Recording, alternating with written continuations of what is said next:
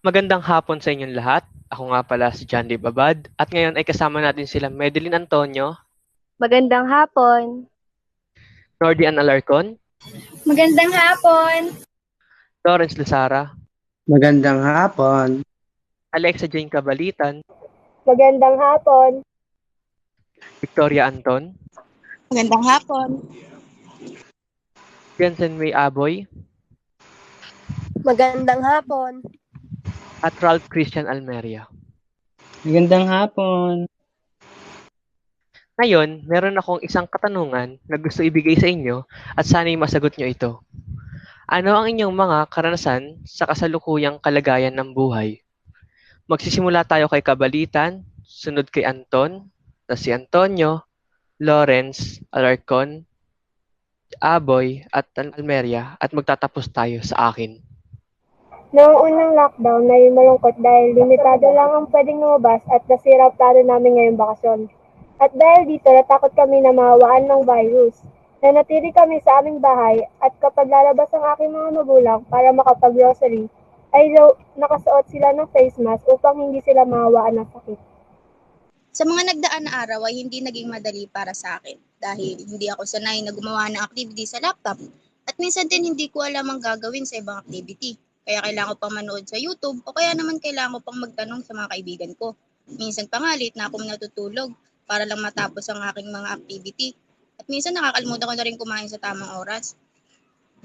Ngayong pandemic, mahirap pa naging sitwasyon namin, ngunit marami ding magandang pangyari na ganap sa aming pamilya. Pati sa aking pag-aaral ay nahihirapan ako, subalit andyan ang aking pamilya na gagabay sa akin at sa aking kapatid. At habang nagaganap ang pandemyang ito, ako ang tumatayong tutor ng aking nakababatang kapatid. At ngayong pandemya, marami akong natutunan bukod sa pagtulong sa pamilya, natutunan ko rin pahalagaan ng mga simpleng bagay. Siguro pinakamasaklap is yung parents ko di makapagtrabaho. Gawa nga ng pandemya at hindi naman sila pwedeng pilitin kumayod dahil mahal namin sila at may concern kami sa kanila. Naisip naman kung paano nagtrabaho sila at doon pa sila nakakuha ng sakit. Mahirap gumalaw, mahirap magdesisyon, mahirap makipaglaban sa kalabang di mo naman alam kung asan. Pwede nga dyan lang sila sa tabi mo at pwede nga atakin ka na lang, kaya nag-iingat na lang kami. Unang-una sa lahat, nalungkot ako dahil nagkaroon ng lockdown sa buong Pilipinas. Meron tayong mga kamag-anak na malayo sa atin at bihira lang natin madalaw. Sumunod, naging masaya naman ako dahil meron pa ring pasok kahit lockdown. Ngunit ang mahirap lang doon, online class.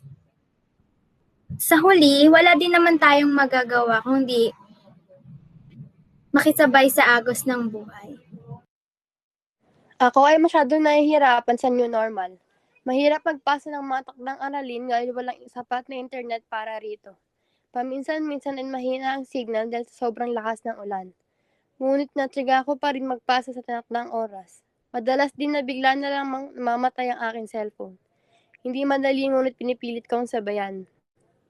Unang-una, ang buhay sa panahon ngayon ay lubhang napakahirap dahil may limitasyon ang paglabas-labas sa bahay. Sa simpleng paglabas ko ng bahay ay maaari ko nang madala ang sakit sa aking pag-uwi. Bukod pa rito, dulot ng pandemyang ito ay muntik na mawala ng trabaho ang aking ina sa ibang bansa. Unang-una, noong nagsimula ang pandemya, masaya ako dahil mananatili na lamang ako sa bahay.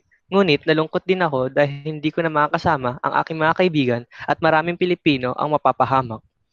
Nagdaan ng ilang buwan, wala pa din nagbago sa aking buhay. Puro laro lamang ako at pinipiling mapag-isa. Bukod sa paglalaro, nagsimula din ako magsulat ng mga fanfiction na libro sa Wattpad. Habang tumatagal ang pandemya ito, sinusubukan ko din na maghanap ng mga bagong alaman sa pamamagitan ng pagbabasa ng balita sa online at panonood ng mga video tungkol sa mga bagay na pumupukaw sa mga hilig ko. Maraming salamat po sa pakikinig at hanggang sa muli. Paalam!